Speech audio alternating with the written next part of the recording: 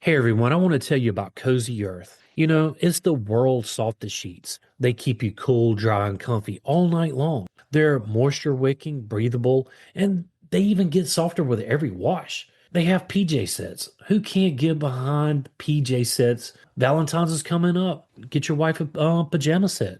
It's Oprah approved. They have free shipping on orders over $50 and a 100-night sleep trial on those bedding sets and a 10-year warranty. And right now, our listeners get to save 40% off using our code INFOGO at CozyEarth.com. Find the link in the show notes. Luxury, comfort, and cool sleep await you at CozyEarth.com.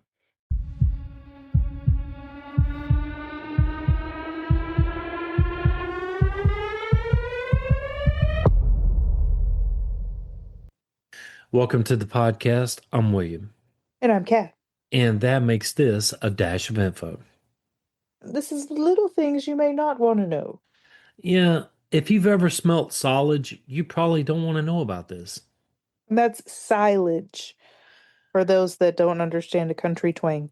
Oh, did I have some country twang in it? You did. Okay. You How said about this? silage. Silage? Okay. How about this? Silage. How about this? Let's start with this. A farmer, it's a cold winter morning, and a farmer gets up to go feed his cows, right? hmm hmm And or his livestock, whatever you want to call it, but mainly cows. And there's a smell. It's a certain smell. It's sharp, sweet, sour. Um, and it's really the smell of a fermented feed. And the smell, well, it's really kept civilizations alive for decades. How did people figure out that rotting plants could save livestock and economies? Rotting, you say? Rotting. What is silage really? Silage is green plant material that's intentionally preserved through fermentation, not by drying it out, but by cutting off oxygen.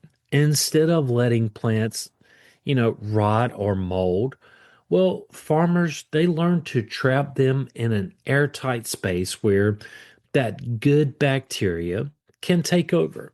That bacteria, it can turn natural plant sugars into acids that protect the feed. Think of it as pickling vegetables for livestock. And that is exactly what silage is. It's basically pickled grass or sauerkraut for cows. What do you think? How did I do with that? Uh, Pretty good. Pretty Good. good. Pickled grass doesn't sound too great. But I don't mind some certain types of sauerkraut because not every sauerkraut is made the same.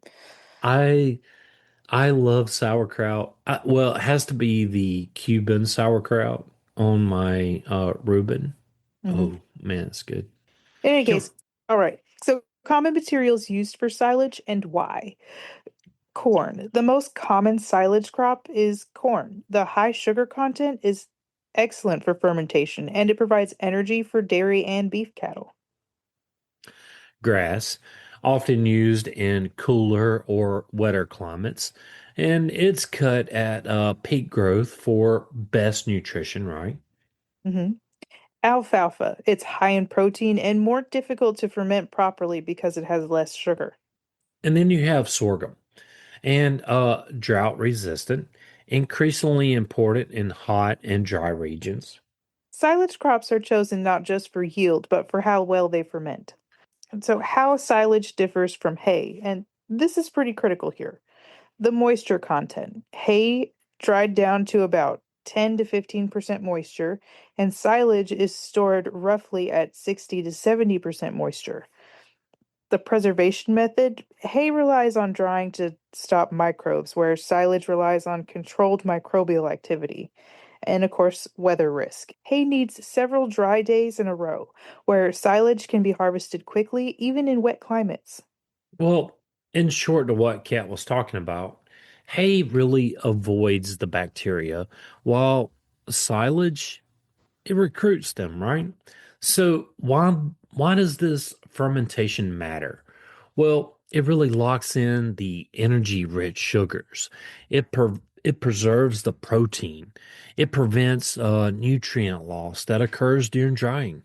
So the process really um, oxygen disappears, lactate acid bacteria, well, they multiply, and acids lower the pH, where spoilage organisms, well, they kind of tend to die off, and the result is a stable feed that can last months or, in some cases, years.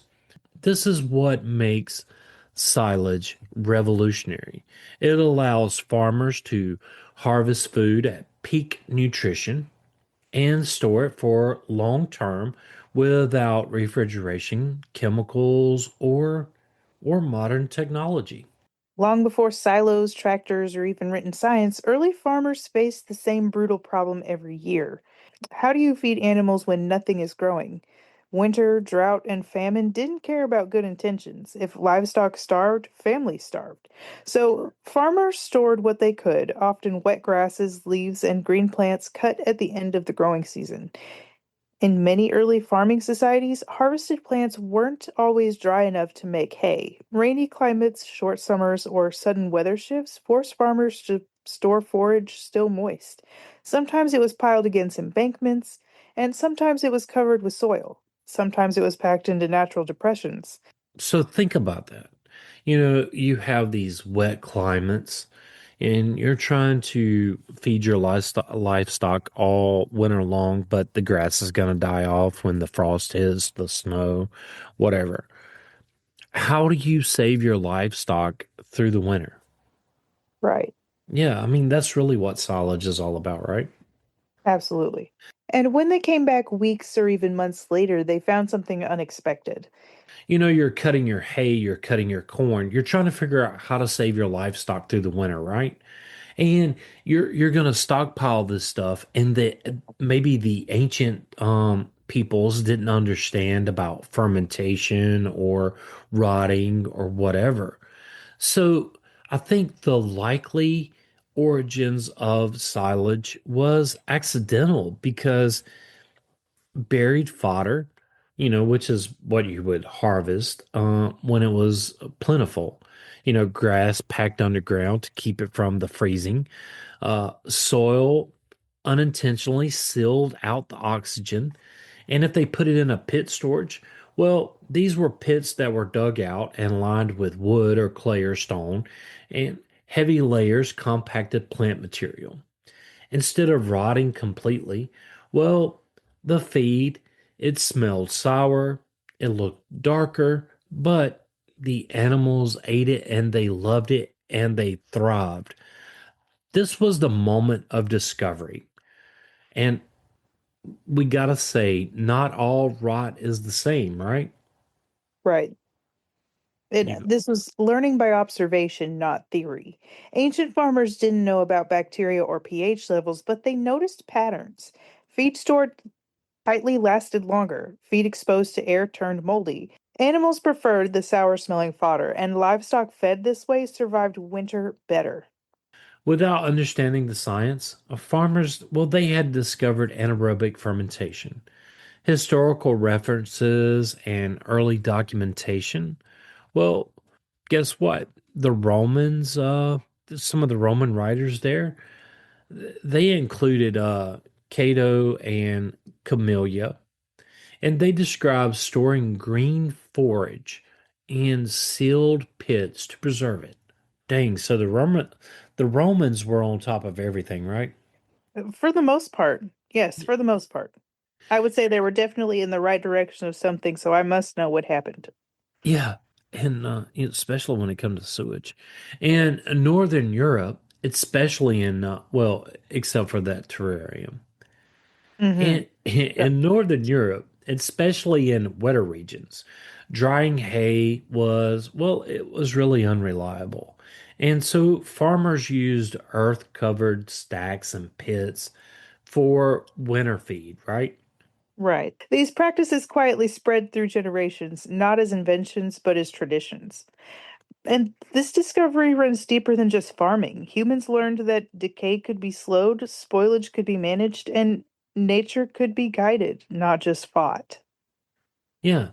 So silage belongs to the same family as well, bread, cheese, beer, and sauerkraut. So they're all born from the same realization. Controlled decay, it's not failure. It's technology, and sometimes it's good. Silage works because it creates the perfect environment for the right microbes and a hostile one for everything else. So Okay. it's an anaerobic environment, and why oxygen is the enemy here. When freshly cut forage is packed tightly into a silo, bunker, or bag, air is forced out. Once oxygen disappears, most spoilage organisms, molds, and rot causing bacteria can't survive.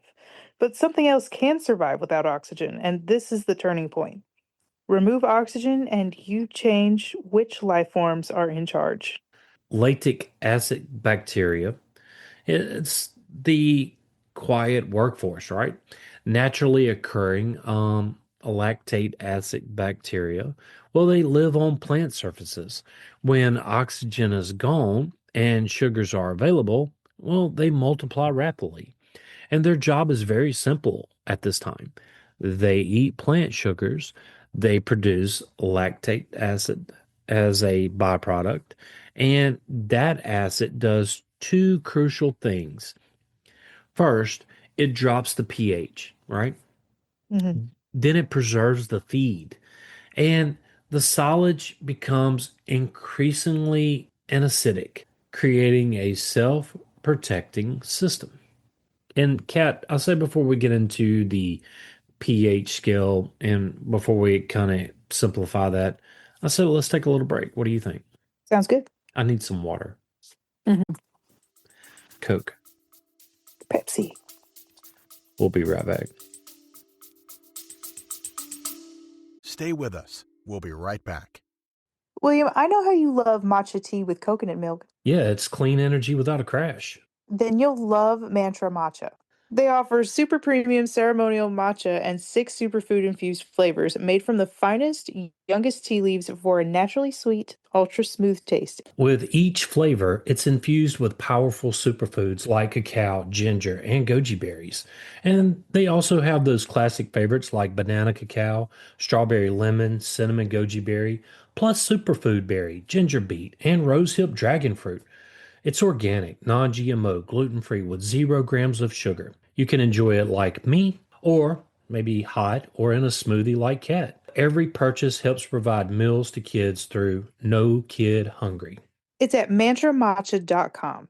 Get 15% off using our code INFOGO at checkout. Both links are in the show notes.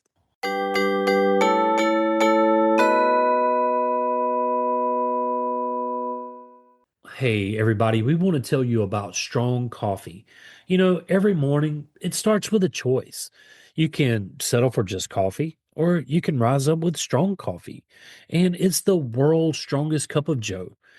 Strong isn't just a drink, it's a movement. It stands for striving to reach our natural greatness. It's born from one simple need to be better. They rebuilt coffee from the ground up, infusing organic coffee with collagen, protein, nootropics, and functional ingredients that fuel your body and sharpen your mind. No crash, no compromises, just clean energy, focus, and flavor that fires you up. Yeah, so whether you're chasing kids, chasing goals, or chasing greatness, don't just do it with coffee, do it with strong coffee. And our listeners can save 20% off just by using our code INFOGO at checkout.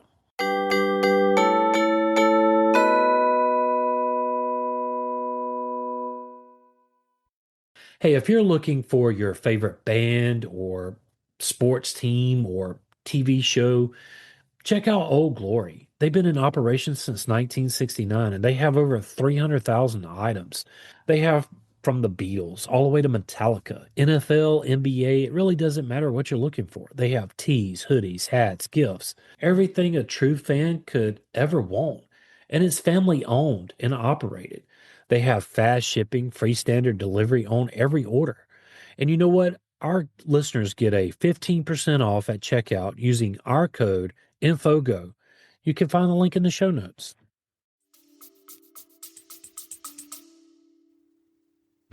Now that we're back, we're going to explain the pH scale. Think of pH as a sliding scale from safe to spoiled. Fresh plant material, near neutral, good silage, and acidic, roughly like yogurt or sauerkraut. The Yogurt, you lower, say? yep, yogurt. I like yogurt. Me too. I love But, yogurt and honey. oh, that sounds really good. Yogurt and honey and peanut butter. I don't know about the Granola, peanut butter. Granola. Granola. raisins, No, no, no raisins. dried fruit. Yes, yes. Okay. All right. Even Anyway, some fresh fruit. I didn't know it was in the same class, so I'll let you continue and we'll talk about that offline. How about that? Sounds good. All right. The lower the pH, the fewer harmful microbes survive, the more stable the feed becomes. So once the pH drops far enough, fermentation slows down and the silage enters a kind of biological pause, preserved but not dead. So, what can go wrong? Uh, when this system breaks down, well, silage is a powerful but fragile process, right? So, problems happen when air sneaks back in or fermentation doesn't start fast enough. So, some of the common failures include mold, and this is caused by oxygen exposure. And this leads to nutrient loss and health risk. And then butyric acid fermentation happens when undesirable bacteria dominate, and this produces a foul smell, lower feed quality, and air leaks. Well, it can come from poor packing, torn plastic, improper sealing. In these cases, the system flips from controlled fermentation to, uncontrolled decay, right? Right. Now, why do cows love silage? From a cow's perspective, silage is almost ideal. It's high in energy, sugar's preserved instead of lost to drying. It has a soft texture, it's easy to chew and digest, and it's microbe friendly. Works well with the cow's rumen bacteria, and it has consistent nutrition. Same quality day after day. In a way, silage is pre-digested by microbes, making life easier for the animal. So the big takeaway here is silage is a partnership. Plants provide sugars, bacteria provide preservation, and humans provide the conditions. Get all three right, and you've turned fresh grass into a long-term fuel. Think of it as beer for guys. I'd think of it as a probiotic, but hey. Or yogurt. I love yogurt. I love beer, so it really doesn't matter. I'm good either way.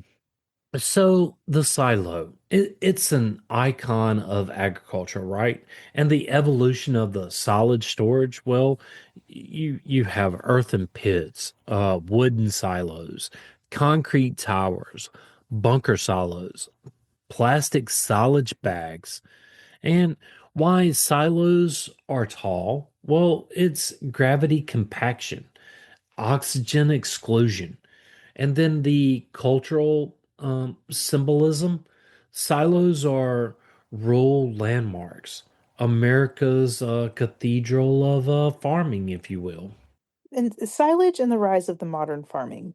Industrial agriculture, year-round feeding and larger herds, and it has an impact on dairy and beef production. Higher milk yields, predictable nutrition, and there's a global influence in Europe, North America, developing agricultural economies.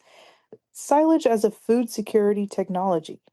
But let's debunk some dangers, myths, and misconceptions about silage. How about that? What do you think? Sounds good. All right. So silage gas, gas, silage gas, which is nitrogen dioxide, and is produced during early fermentation, especially in high nitrogen crops. It's invisible, heavier than air, and highly toxic. And it can cause severe lung injury or death after just some short exposure. And there's deadly risk in enclosed silos. Most dangerous in upright silos, bunkers, and poorly ventilated feed rooms. Gas can pool in low areas without warning, so entry during or shortly after filling is especially hazardous. Many historical farm fatalities led to modern safety standards. Thing I would have never thought any of those. No? No, never. I mean, I've been around it in dairy farms as a kid, like just never would have thought about that. But let's get into some common myths that I've heard. One is silage is rotten food. The strong smell, it's mistaken for spoilage. Well, yeah, no, it's not. It's actually a controlled fermentation and not decay. Only poor farmers use it. Well, that's not true either. It outdated stereotype. Well, it's widely used by large, high-tech and highly profitable organizations and operations because it's that guaranteed mix of protein and high energy, and it produces healthier beef and milk. So as you go on through your dairy farm or your cows there. Right. The reality here is precision managed and scientifically controlled process, careful monitoring of moisture content, chop length, packing density, oxygen exclusion, and fermentation chemistry, use of inoculants, sensors, and lab testing, and provides consistent high quality nutrition and reduces feed waste. Absolutely. And so the brief safety note here is modern farms follow strict protocols because risks are proven and severe. Common practices include restricted silo access during fermentation, forced ventilation systems, warning signage and training for anyone who's going to come in contact with that, protective equipment when entry is necessary, and it is at times. Well, all of these measures are designed to prevent injury and save lives. Exactly. Silage today and even tomorrow. We have some modern innovations, the inoculants. That's selected bacteria added to improve fermentation speed and stability, reduce spoilage and nutrient loss, and improve feed consistency and animal performance. What about those moisture sensors? Real-time monitoring of crop moisture at harvest. And this helps determine ideal harvesting timing. It reduces the risk of poor fermentation or spoilage. And precision chopping, uniform chop length for better packing and oxygen exclusion, and improves fermentation efficiency. It also enhances digestibility for livestock. And then think about the environmental impact on silage. It reduces waste. It preserves large volumes of forage that would otherwise, well, it would spoil. It extends feed availability year round, and it maximizes land and reduces the and resource use.